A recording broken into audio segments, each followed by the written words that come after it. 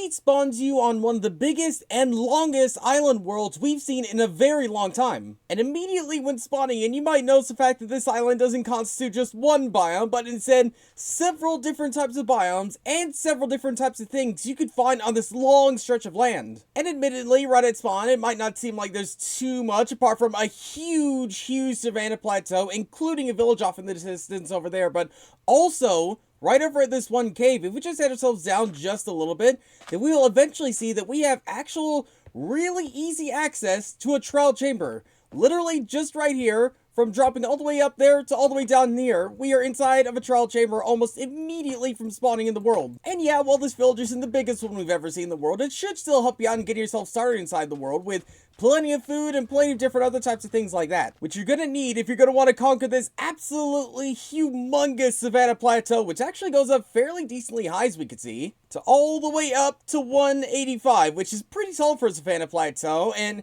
in the case you do conquer this entire huge mountain, or you just go around it or something like that, then you'll see that we're eventually gonna run into some mangrove forests over there. Not necessarily something you might expect to see inside of a huge desert and savanna island or something like that, but yeah, it is here. It is an additional bonus you could find inside this huge island with an additional type of wood in here. And I can't say for certain, but you might also have a small plains biome right here too. Well, whether it is or not, you can see the fact that there is just splodges of mangrove forest just all the way down this line of terrain, including splodges of more savanna plateau along the way, which also just so happens to go up a pretty decent height. The later parts of the island do have a lot of rivers and lakes going through it, which does bring up the argument that maybe this shouldn't constitute being part of the island, but at the same time, it's close enough for it to not be too big of a bother. And it's also close enough to notice how this is a lot of desert on one single island, on one